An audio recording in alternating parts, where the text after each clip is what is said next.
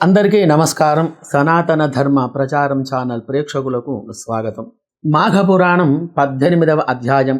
అత్యంత విశేషమైన మాఘమాసములో విశిష్టత కలిగినటువంటి మాఘపురాణంలో 18వ అధ్యాయం గురించి మనం తెలుసుకుందాం. ముందుగా దైవ ప్రార్థనతో ప్రారంభం చేద్దాం. లంబోదరం శూర్పకర్ణం హేరంబం విఘ్ననాయకం సర్వారిష్టహరం దేవం గణపతిం తం ప్రణమామ్యహం.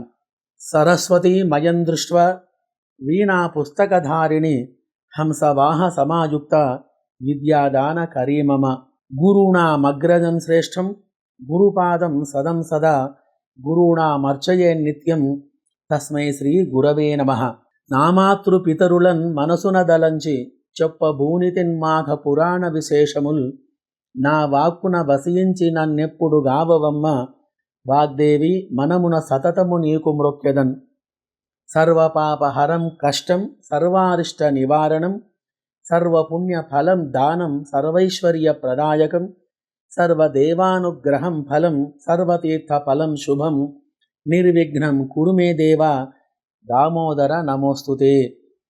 సర్వపాపాలను హరించివేసి సకల పుణ్యాలను కలుగజేసి సకల ధన కనక వస్తువాహనాలను లభింపజేసే మోక్షాన్ని ప్రసాదించే మాఘమాసం యొక్క వ్రతం మరియు మాఘ స్నానాలు వాటి యొక్క విశేషాలు గురించి మనం ఇప్పుడు తెలుసుకుందాం.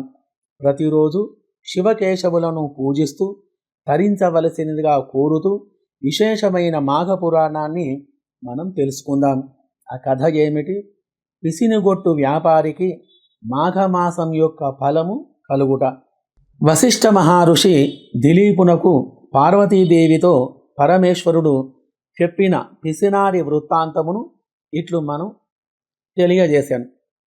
పార్వతి చాలా కాలం క్రిందట దక్షిణ ప్రాంతమందలి వసంతవాడయను నామము గల పెద్ద పల్లె ఒకటి ఉండెను. ఆ యొక్క పల్లె లోపల బంగారు శెట్టి తాయారమ్మ అనేటువంటి వైశ్య దంపతులు నివసిస్తూ ఉన్నారు. బంగారు శెట్టి చాలా పిసినారితనం కలవాడు. ఎవ్వరికి కూడా 10 రూపాయలు కూడా దానం చేసి ఎరగడు. పిల్లికి కూడా బిచ్చమెయ్యనివాడు. కొద్దిగా పాలు కూడా పొయ్యనివాడు. తనకున్నటువంటి పిత్రార్జిత సంపదయే ఎక్కువ నిక్కుటముగా ఉన్నది. కానీ అతడు ఇంకనూ ధనాశ కలవాడై తన వద్దనున్న ధనమును వడ్డీలకిచ్చి మరింత సంపన్నుడయ్యను. కానీ ఒక్కనాడైనా కూడా హరిని ధ్యానించడం కానీ దాన ధర్మాలు చేయుట కానీ ఎరుగడు.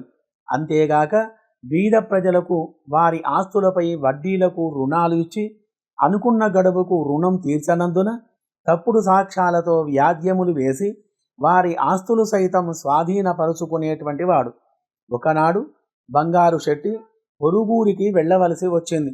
ఆ రోజు సాయంత్రం ఒక ముదసలి బ్రాహ్మణుడు బంగారు శెట్టి ఇంటి దగ్గరికి వచ్చి బంగారు శెట్టి భార్యను చూసి, తల్లి, నేను ముసలి బ్రాహ్మణుడను. నా గ్రామం చేరవలయునన్నా ఇంకను 10 ఆమడలు వెళ్ళవలసి ఉన్నది. ఇప్పుడు చీకటి కాబోతున్నది. ఆకాశంలో మేఘాలు ఉరుముతున్నాయి. చల్లగాలికి వణికిపోతున్నాను. మీ ఇంటి వద్ద ఈ రాత్రి గడవనియ్యి. నీకెంతైనా పుణ్యముంటుంది. నేను సద్బ్రాహ్మణుడను, సదాచార వ్రతుడను. ప్రాతకాలాన్నే మాఘస్నానము చేసి వెళ్ళిపోదును అని బ్రతిమిలాడాను. తాయారమ్మకు జాలి కలిగింది. వెంటనే తన అరుగుమూల శుభ్రము చేసి అందుకు తుంగచాప వేసి కప్పుకొనుటకు వస్త్రమిచ్చి పండుకొండని చెప్పని పలికి సాదరముగా పలికింది.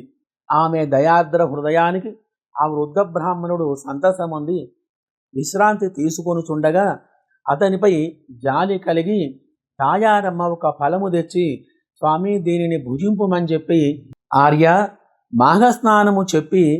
మాఘస్నానము చేసి వెళ్తానని అన్నారు కదా, ఆ మాఘస్నానం అనగా ఏమి? దాని వలన కలుగు ఫలితమేమిటి?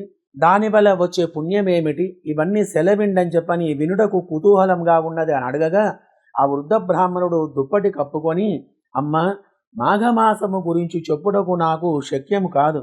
ఈ మాఘమాసములో నదియందు గాని తటాకమందు గాని లేక నూతియందు గాని సూర్యోదయమైన తర్వాత చన్నీళ్ళ స్నానము చేసి విష్ణు మందిరానికి వెళ్ళి తులసీదళముతోనూ పువ్వులతోనూ పండ్లతోనూ పూజ చేసి స్వామివారి ప్రసాదమును స్వీకరించవలెను.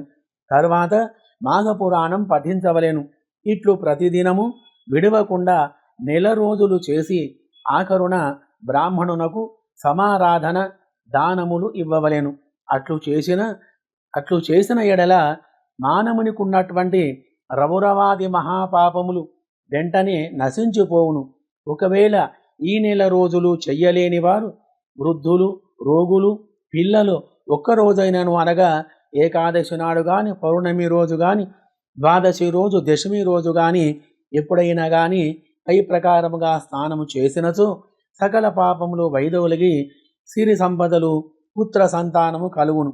ఇది నా అనుభవంతో తెలియజేస్తున్నాను అని చెప్పగా ఆ బ్రాహ్మణుని మాటలకు తాయారమ్మ మిక్కిలి సంతోషించి తాను కూడా స్నానము చెయ్యాలనేటువంటి సంకల్పముతోటి బ్రాహ్మణితో నదికి వెళ్ళి స్నానము చేయుటకు నిశ్చయించుకొనాను.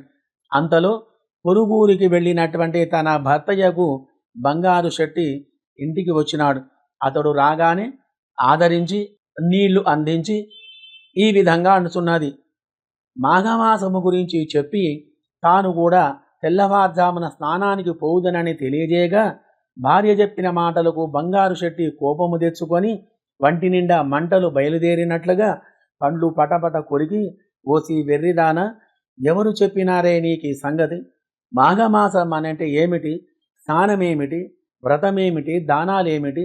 నీకేమైనా పిచ్చి పట్టినదా? చాలు చాలు, అధిక ప్రసంగం చేసినచో నోరు నెక్కివేయుదునని చెప్పని డబ్బులు సంపాదించుటలో నా పంచప్రాణాలు పోవుచున్నవి. ఎవరికి ఒక్క పైసా కూడా వదలకుండా వడ్డీ వసూలు చేస్తూ కూడబెట్టిన ధనమంతయు కూడా ఖర్చు చేయుదామనా నీ ఉద్దేశం?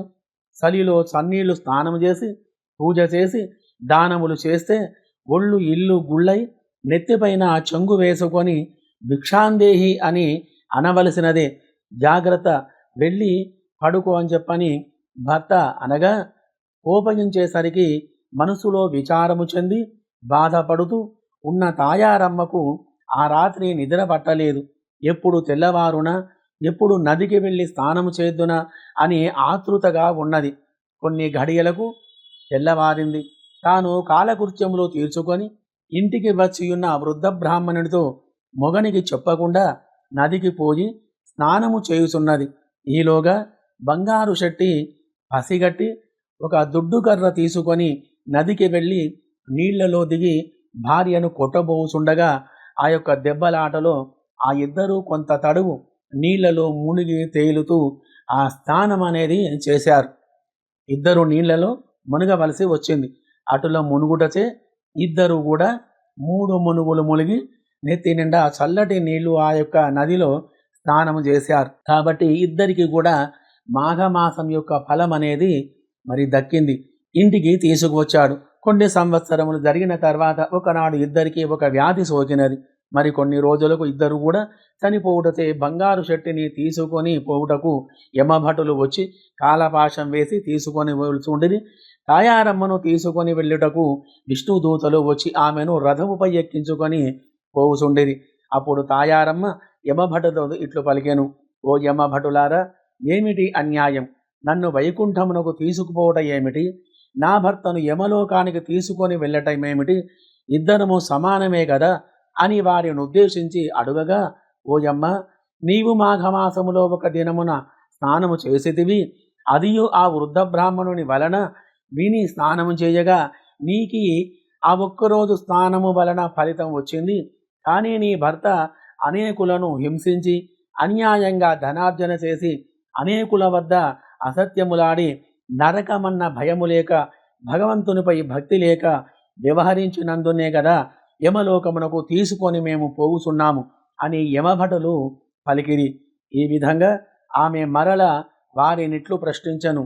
నేను ఒకే ఒక దినమున స్నానము చేసినందున పుణ్యఫలం అనేది నాకు కలిగినప్పుడు నన్ను కొట్టుచు నాతో నా భర్త కూడా నీట మునిగాడు గదా, మరి శిక్షించుటలో ఇంత వ్యత్యాసమేమిటి కలిగెను అని అనగా ఆ యమభటులకు సంశయం కలిగి ఏమీ తోచక చిత్రగుప్తుని వద్దకు వెళ్ళి జరిగిన సంగతంతయు కూడా ఆమె వేసిన ప్రశ్నలు తెలియజేశారు.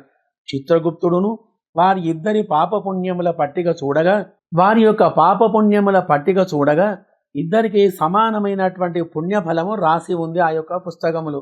జరిగిన పొరపాటుకు చిత్రగుప్తుడు విచారించి బంగారు శెట్టిని కూడా వైకుంఠమునకు తీసుకొని పొమ్మని విష్ణుదూతలతో చెప్పాను.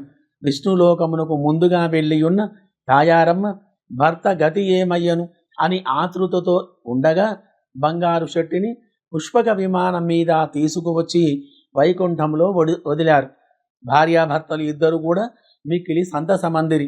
రాజా, వింటివి గదా, భార్య వల్ల భర్తకు కూడా ఎటుల మోక్షము కలిగినదో, భర్త దుర్మార్గుడై పిసునుగొట్టుగా ఉన్నా గాని వ్యవహరించినా గాని భార్య యథాలాపంగా ఒక్కరోజు మాఘస్నానము చేసినందున ఇద్దరికీ వైకుంఠ ప్రాప్తి కలిగింది కదా. కనుక మాఘస్నానము 1 రోజులు చేసినచో మరింత మోక్షదాయకమగుననుటలో సందేహం ఏమీ లేదు. మాసాలలో ఉత్తమమైనటువంటి యొక్క మాఘమాసములో ప్రతిరోజు మాఘస్నానాలు చేసి దేవాలయాలకు వెళ్ళి అక్కడ దీపారాధనలు చేసి బ్రాహ్మణులకు విశేషంగా దాన ధర్మాలు చేస్తూ ధర్మ మార్గంగా నడుస్తూ ఆధ్యాత్మికమైనటువంటి విషయాలలో పాల్గొనుంటూ దైవారాధన చేస్తూ పరమేశ్వరుని యొక్క అనుగ్రహం పొంది విశేషమైనటువంటి భోగభాగ్యాలు అష్టైశ్వర్యాలు ఆయురారోగ్యాలు కలిగి సుఖింతురుగాక.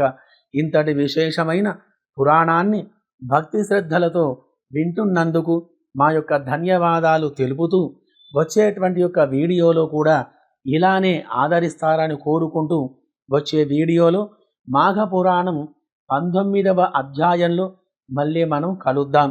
అంతవరకు మా యొక్క వీడియోలను మీరు చూస్తూనే ఉండండి.